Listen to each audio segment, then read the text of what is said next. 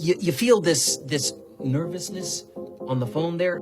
Sir, I've been trying to make an urgent phone call up there. Well, I don't think it's something I want to do on an overseas phone. You gotta make some phone calls. Hang up the phone. Prank caller. Prank caller. Ladies and gentlemen, welcome to Packernet After Dark. This is the call-in show of the Packernet Podcast Network. If you'd like to call in, if you'd like to participate in the show, please feel free to do so. The phone number here is 608-501-0718. New callers go directly to the front of the line. Don't think we have any new callers, so let's just get started with Mr. Beer Cheese Benny. You know what, Ryan, dude? I was just thinking about the defense right now, man, and, it seemed like our pass rush was there. We couldn't drive it home, and then, obviously, our corners are dog crap. They can't cover. They're terrible. Yeah, they did good. And our linebackers are terrible, too. That's true. Besides Ezra and Cooper. Couldn't cover. Couldn't do anything. Cooper was actually pretty bad in coverage, depending on who you listen to. Like, we would get there, and I just feel like the Vikings got away with all the holding calls. No holding calls for them, dude. So that's that, and I don't care, dude. I don't care. It is what it is. And we lost, and we deserve to lose because it wasn't good enough. Offensively, was not good enough in the first half. And it is what it is, man. You know what I mean? It's like, what am I supposed to do? What am I supposed to do? Am I supposed to stay here and feel bad that we're in the playoffs? No. I don't care. Who cares, man? Honestly, who freaking cares? We all know the Packers will turn it around. And if you say that they won't, you're just lying, dude, and you don't watch this team. So, yeah, we were resting some guys that probably could have played, honestly. Christian Watson could have played. Jair probably could have played. Who cares? But whatever, dude. I don't even care, man. Go Paco. Well, we'll see. We'll see if they can turn it around. And, yeah, I don't know if as far as the pass rush goes, I think a lot of it had to do with, their offense just doing a good job. Sam Darnold in particular of just navigating that. Like I said, the pressures weren't terrible. It wasn't fantastic. Really good days in the 30s, they had 20. But it's not shockingly low either.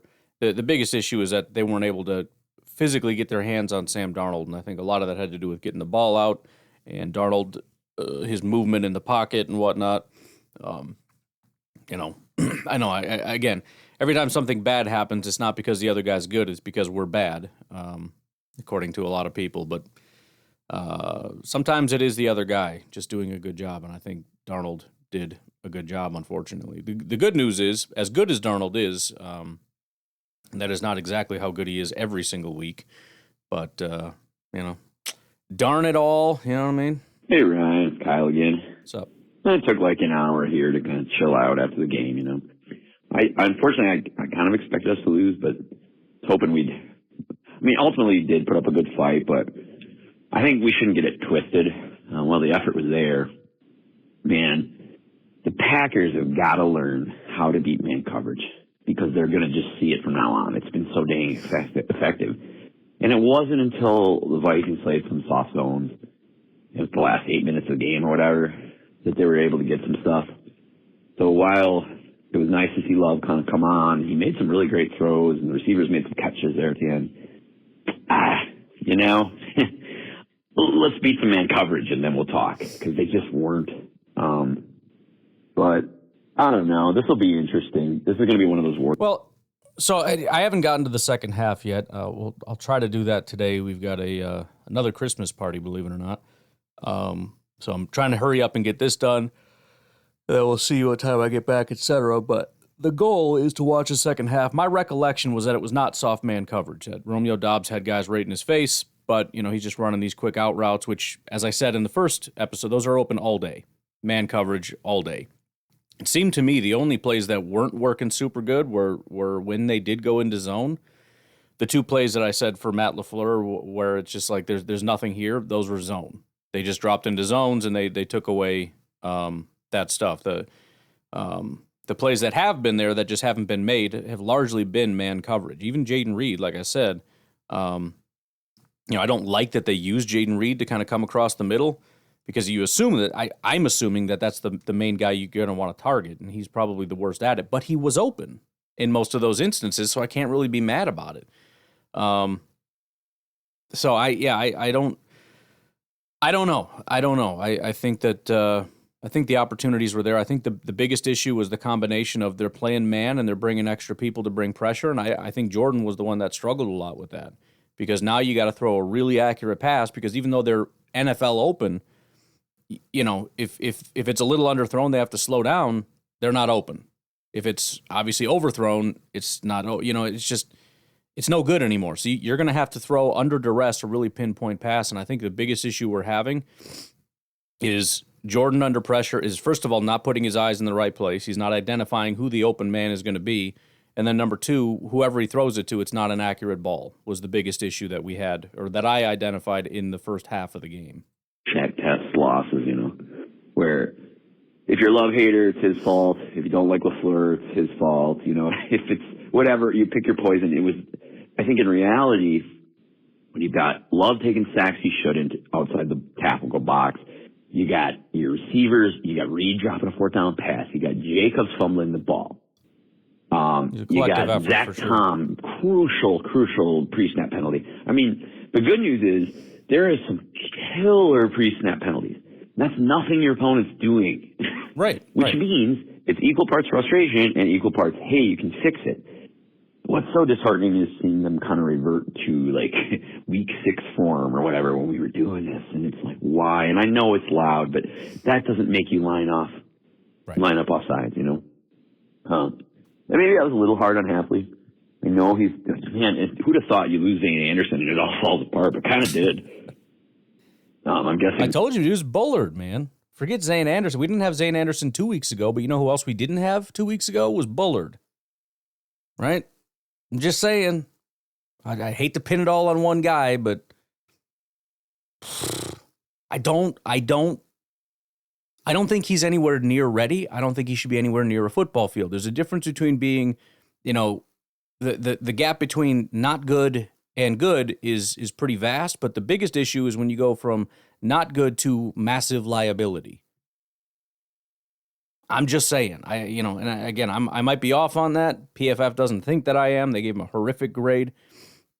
But I noticed this in games before that there would be these big chunk plays, and it was Bullard not being in the right place. He didn't understand his assignment. And this is what we saw in the past with a lot of Joe Barry stuff. There was a lot of confusion. Guys are just like, I don't know what the heck is going on. And, I put it on Barry largely, not necessarily because I have no idea what the call was. The players didn't even know what the call was. But because nobody seemed to know what they were doing ever was more the issue than the schematics of it all. Because, nobody knew what the schematics were. In this case, everybody seems to be doing a good job. The coaching, as far as the teaching, seems to be doing a great job. But Bullard is starting to make the same mistakes that we saw everybody on all of our DBs make in years past with Joe Barry, where they're not in the right place.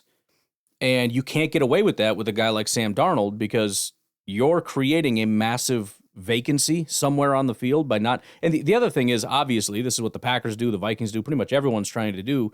They're trying to confuse and distract you. And I think Bullard is biting on stuff. He's pulling up on everything, and it's just like he's being manipulated. They dangle something in front of his face coming across the middle. He comes up, they throw it behind his back.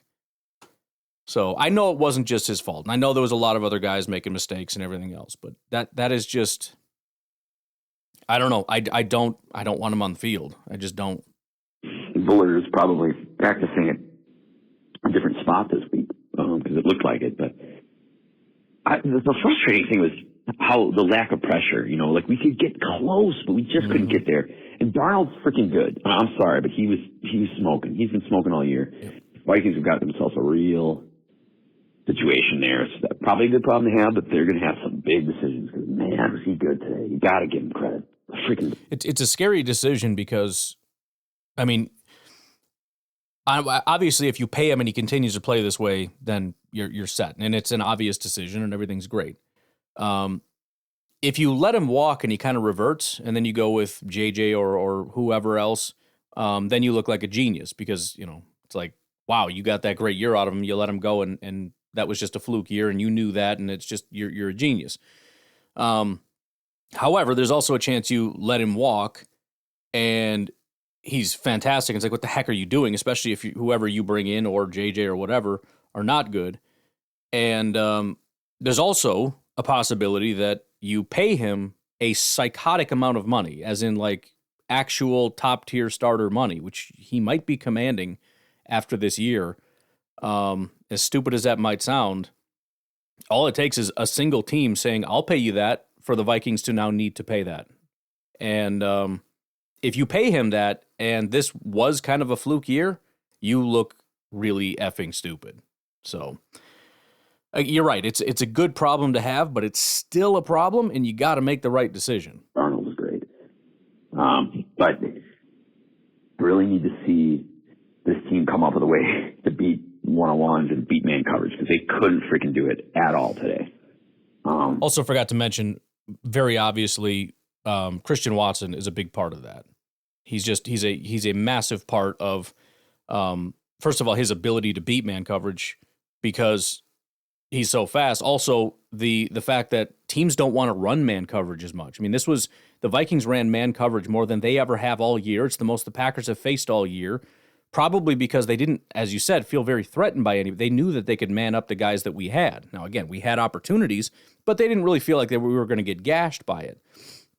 If Watson was there, they probably don't run it as much. And if they don't run it as much, we can be in zone. And Jordan probably has a better day with that because, again, he's like the number one quarterback in zone and is a very, very bad quarterback in man coverage. So, again, I phrase it however you want to phrase it. From my perspective, Jordan can't handle man coverage. And that tends to be the problem.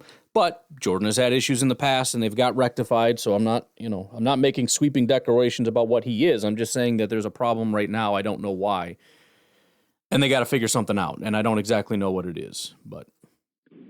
And I don't know. I mean, I said Super Bowl off. Yeah, it's not because I don't think this Packer team could beat anybody. I do think they could. I just think they're too inconsistent to win 3 games or 4 games in a row. I mean, today I wanted to see some consistency, even if they lost, and they didn't show it to me. So I really hope we can pull it together, maybe win a game or 2 in the playoffs. But yeah, it was a little reality check today, I think. Anyway, you have a good one, bud. Yeah, I think that's fair. I think that was for most of us. I mean, for me too. I mean, again, my hope was that we finally have a team that's going to be more consistent, right? Because we have the defense and the special teams and everything else, it's going to be harder to completely fall off in all phases of the game. Now, the special teams didn't, but offense and defense and every single person, with the exception of like 3, did, maybe not even 3. I mean, it was Edgerrin Cooper and who? Pretty much nobody, right? I don't know of a single person that maybe Zach Tom. You mentioned the penalty, but I think he played 4 quarters pretty well. But yeah, that's my concern as well, is are you going to be able to sustain it? And I mean, they did. How many games did they play well? Was it 5 or 6 or something games that they gave their best? So they can do it. And the other thing to consider is that most teams cannot be consistently good that many times in a row. I don't think the Vikings have demonstrated that they're going to be good enough that consistently. Again, go back 1 week prior to the Packer game. That team against the Seahawks is not winning jack squat. Go to the Lions' most recent game against the 49ers. I'm sorry, that team against actual playoff teams is not winning a Super Bowl.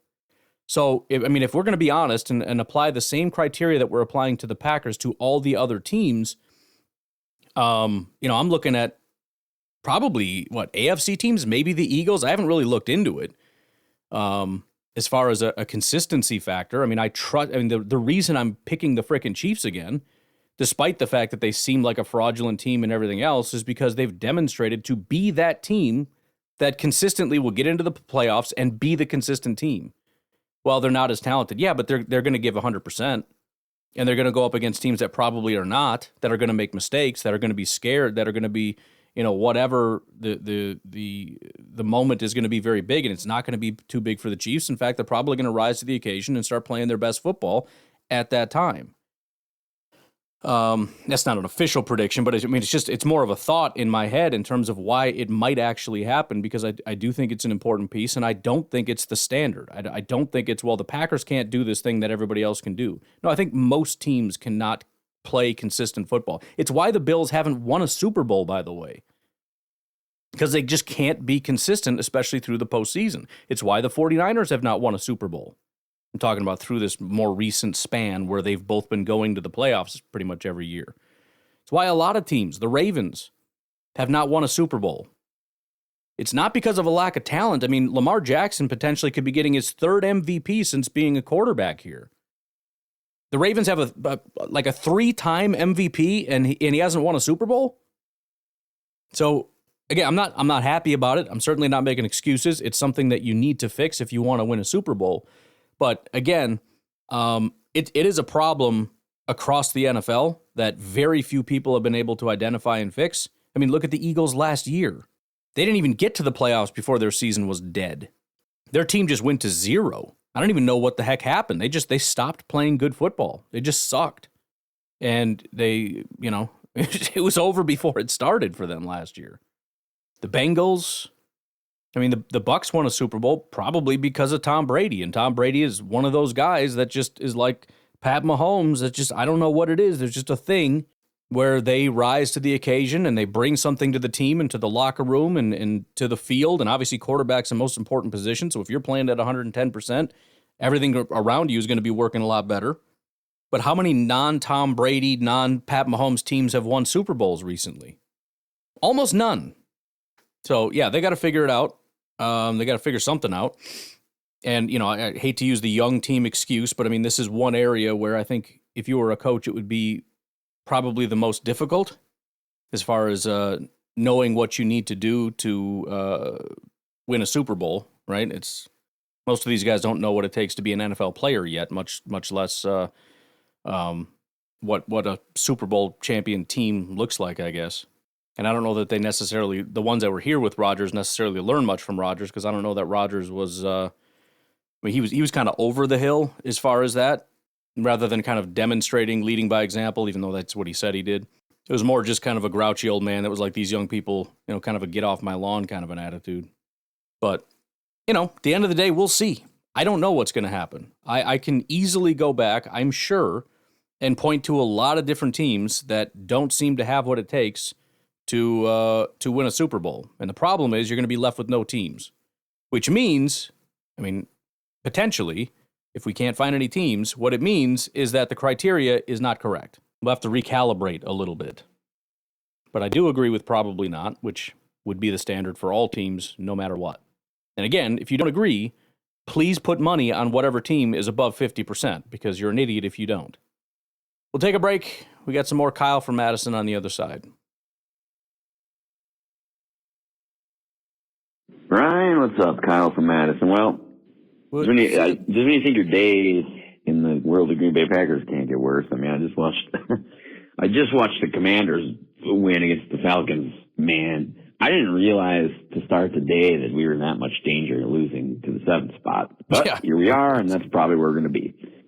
Because I guess the only way we don't have the 7th spot is if the Commanders lose to the Cowboys in Dallas next week, which I suppose there's a chance, but watching Jaden Daniels run all over freaking Atlanta. I mean, I will say it was like a meter more at the end, and Atlanta wins it at the end of regulation. But so most likely the Packers talk about just a brutal twist of fate. Now you've got to play your guys against Chicago. You don't get to rest because you got to. You can't. I guess I got to look. Maybe you can tell me, but I'm pretty sure the Cowboys game. I think they're both noon games, aren't they? So you're going to have to play everybody, because otherwise, look, it's maddening to me that we're most likely going to be a 12-5 7th seed. Yeah, dude, I'm trying not to drop all kinds of 4-letter words in the program here. It's a family show, but by the way, just so you know, and I was, I guess it depends what kind of a mood I'm in. I think I'm going to have a new rule. I might let one slip, but rather than going back and pausing and bleeping and bleeping and bleeping, I'm going to put it on you guys a little bit. I'm going to give you like a one slip rule, and that's a maybe. Maybe 2, 3, 4 if I'm in a good mood. Maybe you drop one bomb and I'm going to end the call. So let's just try not to. All right? Because this is now the official warning. Holy. Are you kidding me? So let's see. We got at Philly, then at Detroit, and then at Minnesota. At Philly, then at Detroit or Minnesota, then at Detroit or Minnesota. Then, I mean, come on. Yeah. So that's the end of that, I guess. I guess there's a very small chance the Commanders lose to Dallas. I'll be freaking shocked. But even so, you got to play your guys against Chicago. So that the whole fate of the Packers I didn't realize. I thought we might lose today. I didn't think it would be this kind of a disaster. So we lost the ability to control our fate, and now we got to play the whole game against Chicago and hope that Dallas wins, which they won't. So Philly, and then probably that's it.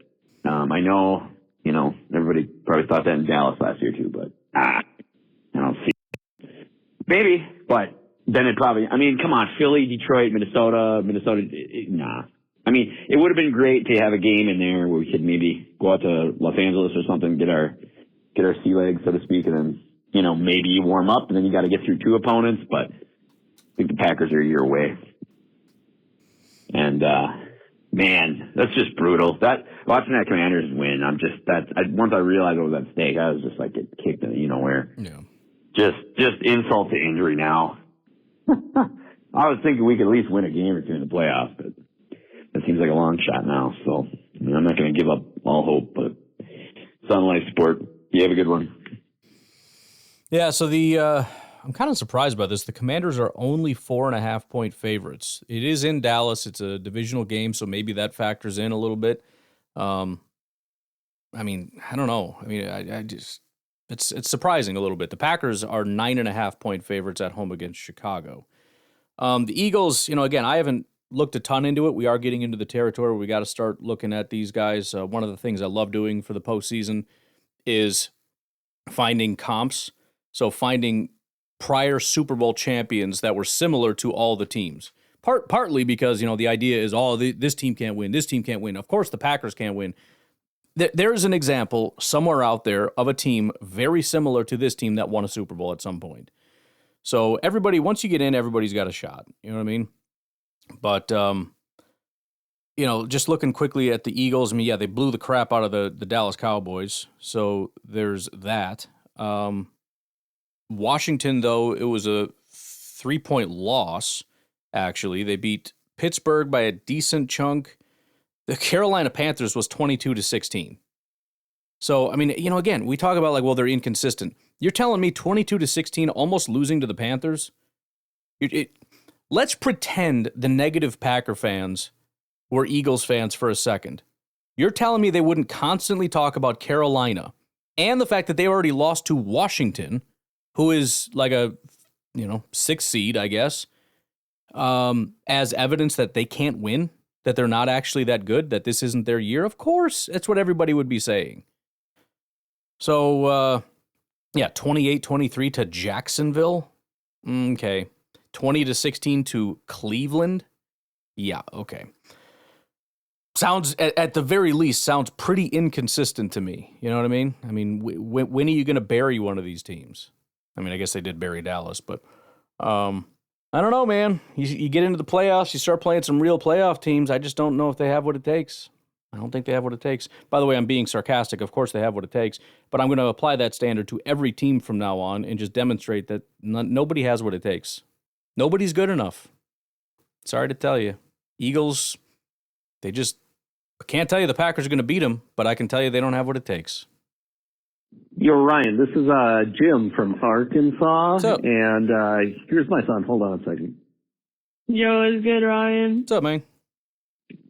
All right, yeah, that was James. So anyways, what I wanted to call and tell you is, I'm pretty happy with what happened today. I know we've lost to Eagles, Lions, and Vikings a few times this year, and all within a few points. But you know what? we saved our best players. We saved our creativity on offense and defense in this game against the Vikings. And next week, the Eagles, the Lions, and the Vikings all have something to play for. Well, we're going to be resting our players, and those guys are all going to be beating each other up. We come back in the playoffs, we get Ja back, we get Christian Watson back, and we let it loose. Like, I feel really good about our chances in the playoffs this year. I am super stoked. I can't wait for it, man. You will not believe how excited I am, Ryan. I hope everyone feels this way. I feel so good after watching this game tonight. Right? Go Pack, go. I think it's just you, Jim, but I do envy you, that's for sure. And I do appreciate the perspective because even though I'm not 100% there with you, I do know, unlike most people seem to feel, the potential the team has. I mean, they have to play a clean game, no doubt about it, and they got to play against some tough opponents. I mean, that's what the playoffs are, right? But I think every one of these teams that are in the playoffs have demonstrated the ability to be scary. They have demonstrated the ability to really beat the living crap out of teams. They've demonstrated the ability to be unbelievably skillful and talented, and the Packers are included in that. And zero of these teams are 100% consistent. Everybody understands that any team could have a good day or a bad day on any given day. And a good day for any one of the teams in the playoffs is a scary football team. Maybe slightly less so for a couple of the teams. Maybe the third and fourth seed a little bit there or something. I don't know. But yeah, I mean, I don't know. I don't know why we don't need to overanalyze, as I've said 1,000 times. The Packers had a bad day. Every team has bad days. Unfortunately, it was in a big game. Unfortunately, it was against a division rival. Unfortunately, that brings us to 0-2 against the Lions and the Vikings. We got swept by both. Gee golly, that sucks. No doubt about it. I understand that. They've lost to all the teams they were supposed to lose to. They've beaten every single team they were supposed to beat. One of those things is unfortunate. One of those things is actually unbelievably impressive, and we choose to focus on only one of those things. Wonder why. But it is what it is. We will see how it goes. Everything changes. And I've been saying that since the beginning of the year, and I've been right since the beginning of the year, and it's going to continue to change. We're going to see a different Packers team next week. In a good way or bad way, I don't know. But it's going to be different. In what ways, I don't know. Who's playing, I don't know. How are they going to be different, I don't know. But they're going to be different. And then against, presumably, Philly, they will be a different team. Hopefully for the better, because if they play really well, they can beat Philly. But I don't know what's going to happen. Nobody does. And so, do I think they're going to win? No, there's never been a time ever that I have thought they were going to win the Super Bowl, except against the Steelers when they went to the Super Bowl. I thought that they were going to win because it was such a shocking amount of things that they overcame. Number one, just to get into the playoffs. And then number two, how unlike, beat the Eagles. That was the first game. Maybe it's a sign, I'm just saying. Beat the Eagles is the first game. And even that was like kind of iffy. And then everything after that was just an impossibility. There's no way we're beating the Falcons in Atlanta. Impossible. Guess what? Beat the living crap out of the Falcons in Atlanta. The Chicago Bears game was shockingly close and kind of scary, but we beat them. And then we go to the Super Bowl, and it's just, in my head, it's like, there's no way. There's no way we're losing this game. The season doesn't end that way. So that was the only time ever that I thought the Packers were going to win the Super Bowl. I don't know what I thought when I was a kid in 1997 or 6 or whatever. 1997, I guess it would have been February. I don't know. Or was it January? Everything keeps getting pushed back. I don't know when it was. But, yeah, I appreciate the call. Appreciate the optimism. I need it right now. I need a little optimism. I need somebody in my face just being like, what are you talking about? It's all good, dude. We're gonna kick the crap out of people. I don't know. I love when you said, I hope everyone feels this way. It's like, oh, you poor, sweet summer child. Jersey Mike, what's up? Hey, Ryan, it's Jersey Mike. I'm not listening to your response about me talking ish about Matt LaFleur right now. I'm going to hear it, but I'm not going to listen to it because I have a major problem. I forget what down it was. It was the third or fourth quarter, right? Jordan Love goes to do something on offense, and he takes a massive sack. And I believe we had to punt the ball away. And it was on third down that he took a big sack. And if you look at that play specifically, there's only three receivers that actually run routes. The rest of the offensive line, the tight ends, and the backs are blocking. And where does Jordan have to go with the ball? But deep down the field, because not a single receiver is running underneath. And Jordan just... I haven't gotten to that one yet. And again, I have identified 2 plays that I could say Matt LaFleur didn't call the right play, which is shockingly low over the course of about 40 plays. But I can tell you this. If I come to that play and I find out that you're exactly right and that makes his 3rd mistake, guess how upset I'm going to be with Matt LaFleur? Not at all. I mean, how many times is the other team's defensive coordinator supposed to make the right call? 0 times? I don't know. I mean, maybe. I'm going to get to that play hopefully today. We'll see if that's the case. It would be the first play, by the way, where 0 people were left to run short. However, considering you mentioned it was a sack, it might have been an overload blitz, which means there were probably a lot of people kept back to block, which would have mean that somebody failed in blocking. But still, somebody should have, in that situation, been left short there. I don't know.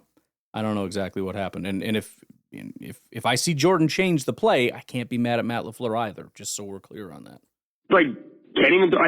is that the one where he threw the double coverage Melton? Is that the one? Or, sorry, I don't remember. It was a sack. What the heck happened? But anyway, it's third down, and Matt LaFleur calls like 3 verticals.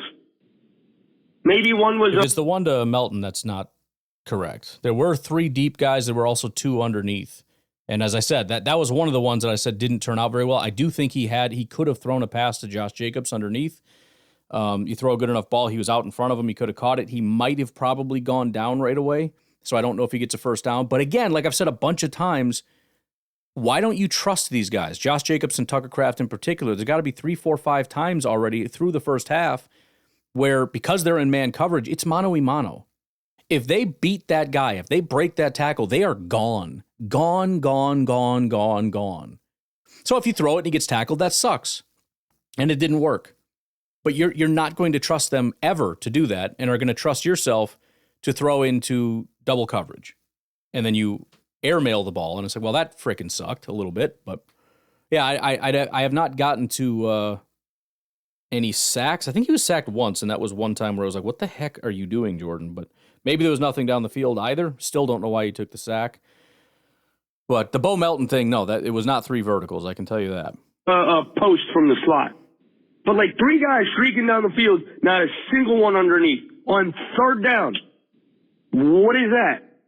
That's not a good play call. No, it's not, Ryan. So that's the problem that I got. Thanks.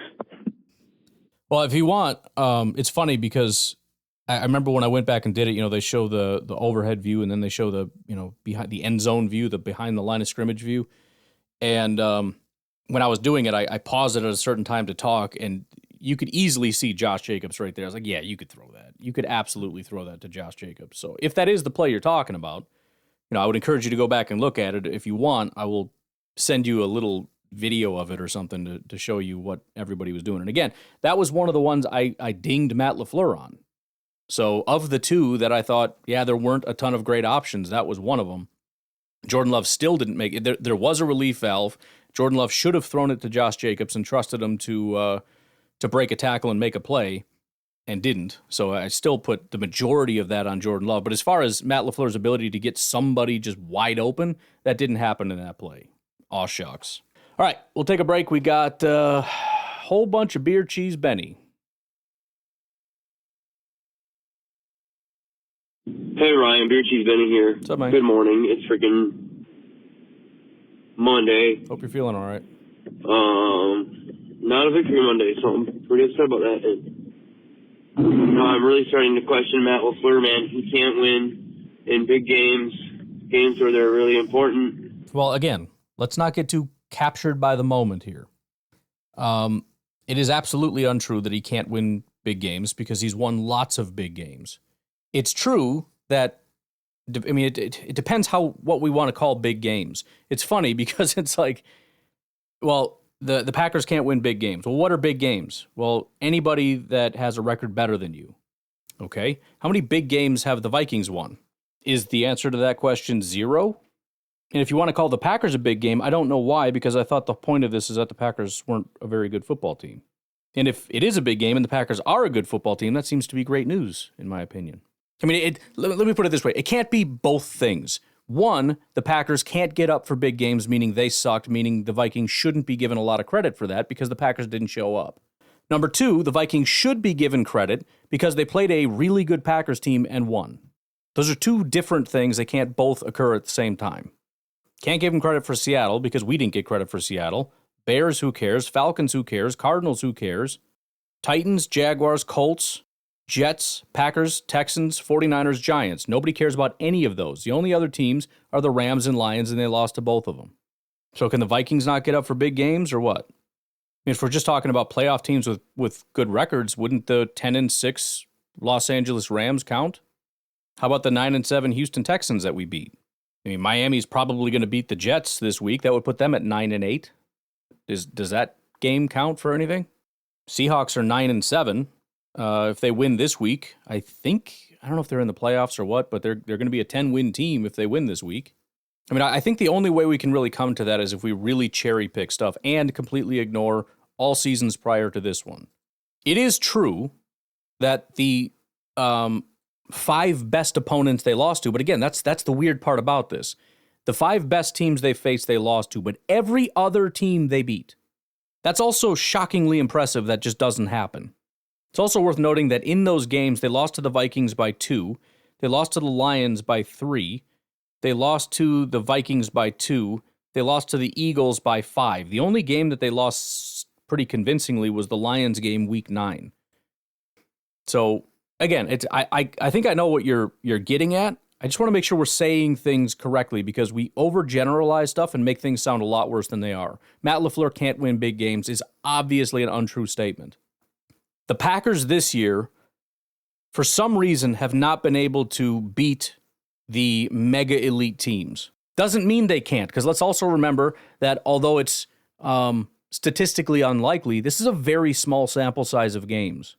In fact, every game that you play this year accounts for a very small sample size. They only play 17 games. Baseball teams will play individual teams more than that. Maybe not actually, I don't really know, and I don't need baseball people telling me that that's not true because I could not care any less about baseball. Please understand that about me. You're listening to a guy who had box seats to a Brewers game and stayed inside of the box area and watched TV while a baseball game was going on outside my window. I missed an inside the park home run. I mean, I caught the tail end of it because everyone was screaming, and I was like, what the heck's going on out there? But yeah, I missed it because I just care so little. But that's what makes sweeping generalization so hard to begin with, because there's just not a big enough sample size. And on top of that, even if you wanted to use all 17 games, which is still a small sample size, which in this case we're only using 5 games because the Packers have only lost 5 games, so it's an extremely small sample size. But let's just say we used all 17. What's the problem with that? Number one, it's still a small sample of games. Number two, the teams have evolved over that period of time, so a lot of that data is bad data, and there's massive fluctuations from game to game. So it's very hard to take any of this data really super seriously, especially to take it to such a sweeping, broad generalization as to say Matt LaFleur can't win big games. You understand? All right. Couldn't beat a good team all year. Not true. And he obviously admitted himself that they weren't prepared, which has been the story of the season of when we play good teams, he's never prepared. Well, again, that's not true, but I was thinking about this. Again, just let's spend more time like actually being curious and pondering as opposed to just like, I don't know, broad sweeping accusations, unless you're talking about Bullard, in which case I will allow it. But I was thinking about this. We've heard a couple times where Matt LaFleur is like, yeah, we didn't really anticipate that and we weren't able to adjust properly. In this case, it was the amount of man coverage they ran. Obviously, you're tracking what they're doing, and you're seeing, so they're at, let's say, so far right now, they're at 60% man coverage. That's really high. They're going to start running some more zone, and they just keep running man. In fact, they're running it more often. At what point do you just recognize, holy crap, they're just going to run man all day long and make adjustments? Here's the second problem, though. Let's say you're the coach. I want you to help me solve this quandary, because we got 2 different things that are competing. Number one, you have 1 week to come up with a very solid game plan to beat this opponent. Number two, I need you to have a way built in that we can completely abandon this game plan and come up with something entirely new on the fly. Obviously, you can't do both. So how do we? I mean, it's more of a question for Matt LaFleur or any other NFL head coach, but it genuinely is kind of a quandary for me, because the more you allow yourself the freedom to just completely do whatever, to change what you're doing based on what the other team is doing, the more you essentially don't really want to prepare, because the more you over-prepare now, the less flexible you're making yourself. But the less you prepare, the less you're prepared. And also, if you prepare in the wrong direction, which was the case here, I kind of think you might just be screwed. And maybe that is a flaw for Matt LaFleur, no question, at least in this instance. But you got to remember, no team, the Vikings have never done this all year. So there's no tape, there's no data anywhere to suggest that they would do this. So Matt LaFleur is preparing in the wrong direction, which makes it very hard to win this game, because the path that you prepared is the wrong path. And again, that is ultimately Matt LaFleur's situation. But again, I mean, let's be fair and let's be honest about the situation. I think if we were in the room and we were doing things, and if any NFL team was doing things and they followed a certain procedure, I don't know that there's any procedure where the Packers would come out saying, I think 80% of the time they're going to run man, just on a freaking hunch or something, right? Even though they've never done it. No other team against us has done it. But I just think they're going to do it. And so we're going to prepare as though they're going to run man all day long. Now, again, I don't really know how the preparation goes. I don't know exactly. I mean, obviously Matt LaFleur can call whatever play he wants at whatever time. But that is my quandary. That is my question. All right, you spend a lot of time preparing and, prepping certain plays to be run and, certain situations. And obviously Matt LaFleur's offense is built on, we're going to set things up so that later we can throw that little counterpunch at you. Well, you're setting stuff up in hopes of something happening when really they're not ever doing a certain thing. I don't know. I do think it's a tough situation. And I think a lot of what happened probably, I mean, again, the players did not play well. That is obvious. But I think it's also very possible that the team just prepared in the wrong direction. And maybe that's what happens a lot of times when these teams just completely get caught off guard. I mean, it's kind of like poker, you know what I mean? Sometimes you play it straight. And if you play it straight, though, guys that are really good at poker, they can see how much you're betting at each one, and they can kind of slowly narrow down what your hand is. And if they know what you're doing, then they can see what they're doing, and they know how to bet to make you do the whatever. And there's a good chance, even though you're playing it the best possible way you can, there's a good chance you're kind of screwing yourself. So once in a while, you do something a little wacky to try to give the impression that you have it. You're misleading them directly to make it think like you have a certain hand, so that they can kind of come over here and do a certain thing. And so from that perspective, if you're that really good poker player and you're following them down the wrong path, and you act accordingly based on what they're doing, because they're doing something unorthodox, you're walking into a trap and you're screwing yourself. So I think there's a lot of chess that goes on. I think this is probably a thing that we underestimate, is how often these really weird occurrences of the better team losing, for example, or these massive blowouts or games being closer than they should have been or whatever. I wonder how often it is something like that where, they didn't prepare in the right way. And it goes along with what I was saying before, when I had talked about how when a coach gets fired or something, look how much better a team plays, including the Bears, even though they didn't freaking win anything. But all of a sudden they became a really hard team to beat, and they're playing everybody really close. Again, how much of that has to do with just not knowing how to prepare and then preparing in the wrong direction all week. And then you get out there and it's like, well, crap, this plan sucks. So now we're just kind of doing random crap on the fly. I don't know. Football is a complex sport, and that's something that we should not forget and pretend that it's really simple, because it's not. So I don't know what's going on, but I'm really just kind of almost at my wit's end with Matt LaFleur, because how you just can't let that kind of stuff happen, man. The offense was just so horrible. But you know what? I got to think about it this way. There's about 25 other teams maybe that would kill for Matt LaFleur to have him as their coach. So, but anyways, Jordan Love played awful. He was horrible, and it almost seems like, man, like when Jordan Love can't be risky and when he's not, it just the offense just isn't as good. You know, it's like almost like I would take those like more risky throws and turnover-worthy plays than what we saw yesterday. It was just too safe, man. Like, gotta just start. And he's got to throw better, honestly. And, you know, largely in the beginning, like, I thought, I'm like, man, looks like our defense is going to step up, but offense couldn't do enough. Like, you just had to do enough. I mean, we only lost by 2, and we played like dog crap, which is kind of encouraging, I guess, but also a cope, because, I mean, this is just ridiculous. You left 6 points on the board, off the board, because LaFleur didn't want to go for the field goal early on. All right, so it should have been like 7-6 then. And then another time, I don't remember what the score was, we were down there and we went for it on 4th, which, I mean, I get. I wasn't really mad about it, but still, take your points. You know what I mean? Especially when you know your defense is choking and letting the Vikings do whatever they want, just go downfield. It was literally horrible, man. And then what is with that made-up offsides on the field goal that they missed? I mean, quite literally, that won them the game.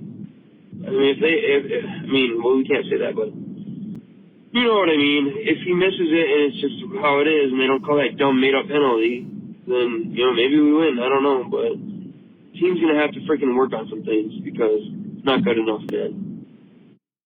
Well, and that's why I think the over-dramatization of how bad the team is, you know, it's kind of crazy to go from, you know, this is unacceptable and this is terrible and da-da-da-da-da. Also, if it wasn't for one tiny little thing, we win the game. Yeah, right. Same with the freaking Lions game. We should have won that game. If it wasn't for 600 horrific calls, the Packers win that game. But there were 600 horrific calls, and they didn't win the game.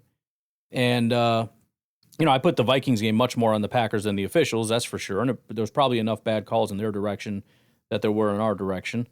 But, I mean, you know, and even with this, it's like you can identify small little things. And that's the problem is, even for me, our recollection is the entire team was garbage the entire game. And it's like, well, actually they played really well. It's just they didn't capitalize on opportunities, and it was just too many mistakes. You know, that drop 4th down was just a single mistake on a play where all 10 other guys played really well.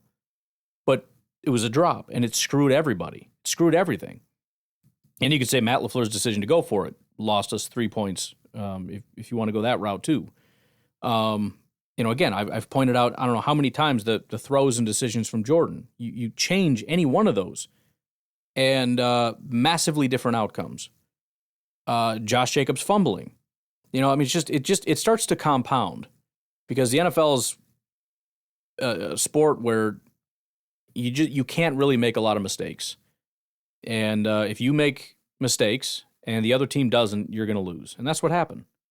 But that's not what's been happening all year. Hopefully that's not going to continue. We'll see. I don't know. But that's all we can do is just wait and see, I guess. All right, I want to say something, man. People are going to complain about not running Josh Jacobs enough. Well, what the hell were we supposed to do when we couldn't block? And the freaking Vikings were just able to get through and grab Jacobs. I mean, come on, man. Like, let's be honest about this, man. People are going to be like, fire Matt LaFleur. And I'm so sick of that crap. Like, yeah, I'm sick of Matt LaFleur too. But I don't want him fired. I mean, largely, he's the reason why we have 11 wins and why we're in the playoffs. Like, come on, man. Quit being stupid, people. Just stop. Like, yeah, Matt LaFleur needs to change some things, and he needs to have a long look in the mirror. Sorry. And, you know, just figure this out. And it's, you know, this is what I get so sick of is Packers fans, we're in the playoffs, and we lose this game, right? And everybody acts like we just got eliminated from the playoffs, or like, you know, that we're the freaking worst team ever or something. Like, you know what I mean? It's just so freaking annoying, dude. Like, look, I was more pissed off than anyone that we lost. Don't get me wrong. But, like, holy crap, bro, it's not the end of the world, man. Like, And I'm going to sit here and tell you all the crap that pissed me off and all that, but again, we're still in the playoffs. And again, anything can happen in the playoffs. We probably will get bounced first round. I guarantee we get bounced first round if we play like that. But, as you know, anything happens in the playoffs. And it doesn't matter who we play, because either Matt LaFleur is prepared or he's not. And he was not prepared tonight. He said he was not prepared for the man coverage that they were doing. They played a lot of man coverage, and he didn't have any answers for it because he wasn't prepared. Which, they're going to have to start looking at different options. They have to be like, okay, if they're going to play a lot of man, we're going to do this. If they're going to play a lot of zone, we're going to do this. And clearly he was only planning for zone, which is so stupid anyways. But well, I don't think he was planning for zone. I think he knew that this is a team that plays man coverage. I just think it was the frequency that kind of caught him off guard, which, again, how much is that going to contribute to stuff?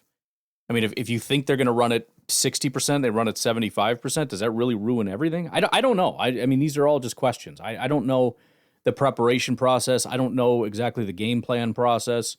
I'm just trying to piece together what I'm seeing, what I'm hearing, what they're saying, and trying to make some sense of it. But I don't really know what the heck's going on. You know, I don't know how By the way, if you're looking to be happy, I was on Twitter here, and somebody posted a highlight video of Edgerrin Cooper. Just go find it. I'm sure he's not the only one. Go find an Edgerrin Cooper highlight thing. I'm just going to leave this on loop for the rest of the show, which this might be the last call. I don't know, but man, does it make me happy. This guy is so freaking skilled. It's crazy. Well, this team, it almost doesn't change my opinion of this team. I still think we're a good team. But at the same time, I don't trust him. It is kind of sus, bro. Yeah. That we can't beat the good teams, the teams that are really good, but... And it's not, I don't want to pretend like there's no chance that there's a correlation between the good teams and us playing poorly. I'm saying that nobody has presented anything as evidence. I'm saying that it's possible that it's completely random, but it doesn't have to be. I mean, it's possible the Packers are intimidated. It's possible that, they come into the game scared, they get overwhelmed. I mean, real human emotions exist, and you hope that they don't, and you hope that they come in with this alpha mindset, and they come in and maybe they don't. Maybe they're intimidated and they're scared, and they start getting bit from behind and they panic, and Matt LaFleur's a part of that too, and he's panicked, and that just shows itself on the field. It's entirely possible. I don't know. I don't mean to say it's impossible. In which case, we are screwed. There's really no way around that unless they fix that issue, because you're only playing good teams from here on out. But I am saying that it doesn't have to be the case. And, who knows? Maybe one win against Philly is going to change everything. You go in there, you win that game, and suddenly this little thing, it's kind of like the yips. I mean, again, you talk about human emotion. You got kickers that are good kickers that become bad kickers because they've been missing kicks. And it just gets in their head. And, maybe this is a psychological thing for the Packers where they just didn't really believe that they were going to win this game because of what's been happening. And, again, there's a whole lot of psychology in this, which is unfortunate. You kind of wish it was just Madden, where you look at the Madden grades and it's like, well, the Packers got a higher grade, so they should win. And it's like, well, you're missing the human element here a little bit. And, I don't know any of this. I'm just throwing crap out there. I don't know. But neither does anybody else who's pretending that they do. So we'll just have to see. I don't know. I mean, if we go up against, if we play poorly against Chicago, it's going to be mega scary, because now it's like, well, maybe that entire patch of good play was a fluke, which I don't fully understand, but maybe. Maybe we go up against Philly and they just fall apart, and it's like, well, that's just what they are. But even then, I don't want to over-exaggerate it as though this is how it's been with Matt LaFleur the entire time, as though we didn't obliterate Dallas, who was like a 10-point favorite against us, because it's just not the reality. It's a problem that needs to get rectified, and it's stuff that needs to get worked on in the offseason. And, I don't know how you handle it. It's kind of more of an interesting thing. I think, if I had my way on this show, maybe a little bit less whining about stuff and more solutions. Let's ponder it a little bit. Like, you're the head coach. What do you say? You can give me your speech, or just tell me, what is the plan? What are we doing in the offseason to fix this? If it's a mental thing, how do we get these guys more confident? How do we get them to believe? Other than just winning, which is hard to do, because that's the problem, is we can't win. It becomes kind of a circular issue that we don't ever really get to the root cause of here. I don't know. I don't know what the issue is, but what is the issue and what would you do about it? Because, again, there's a whole lot of just assuming that it's just easy to fix and, everybody's an idiot. It's Matt LaFleur can't do it because he's stupid and he's an idiot and he's soft and he's weak and everything. Like, I don't know, but maybe it's actually really complex, and I'd be interested to hear what people think we should do about it. I guess that just means that they're really good and we're just not as good, but we're just not quite there. So I don't know. But anyways, hope everybody tries to have a good Monday. I'm not going to have one. I'm still sick, and the Packers lost, so go back, go. Yeah, well, I think I am going to put a hole in it there because I'm going to try to get the other one started, although I should probably get ready to get going here. But we're going to leave it at that. Appreciate all the calls. And, again, I don't know. I mean, it's your show. You guys do whatever you want. And I understand it's Sunday and Monday have been all the calls, and obviously everybody's pissed. I was pissed. You can listen to the game day episode. I was not super happy. But it would just be interested to hear some people's thoughts on what they think the issue is and how they would go about fixing it. Obviously, some people, I'd fire Matt LaFleur and I'd fire everybody, I'd cut everybody, and I'd replace everybody with great. Okay, great. So you want to be the Chicago Bears, basically. You suck, and you think the problem is just fire everybody and then go find somebody else, and you continue to get worse every year. Fair enough. You can be the Bears. I don't want to be the Bears.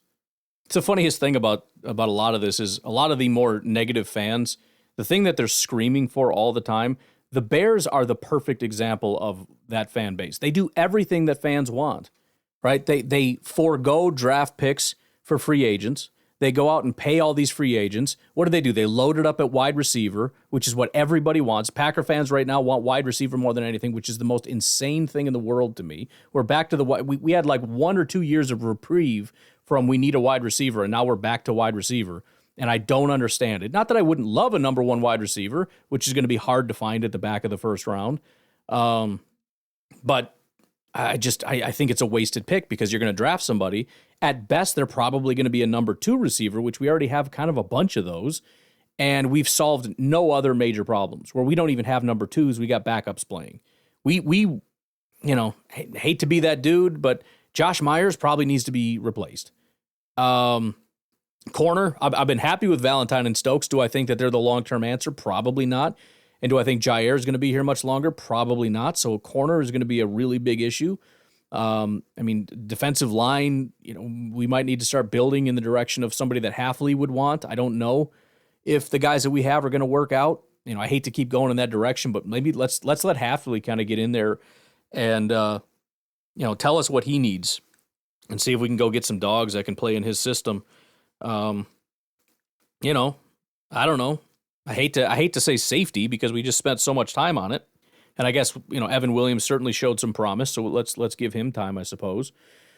Probably need several corners, to be honest, because I don't want, we need a new slot corner. I don't want Bullard. I don't want Keyshawn.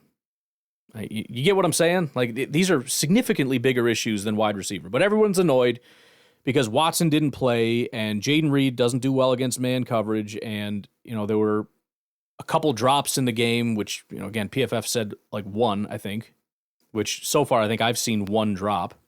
I'm not calling that Wicks pass a drop because it was just too he wasn't going to catch it. His bottom line, he was not going to catch that.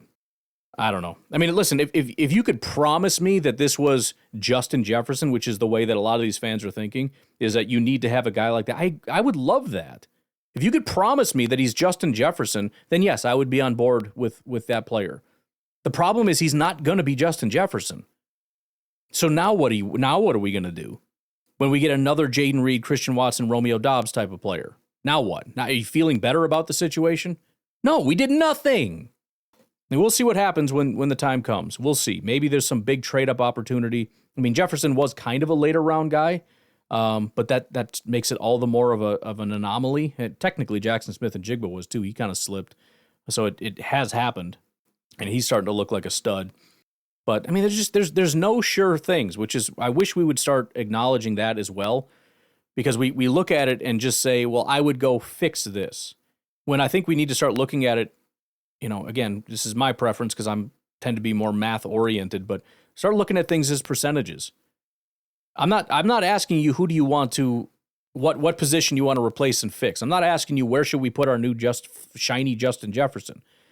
I'm looking at it and saying, let's say and each position has its own percentages, but let's just say for the sake of it, you've got like a 40% chance of being a good to great starter. Let's just call it 40% in terms of,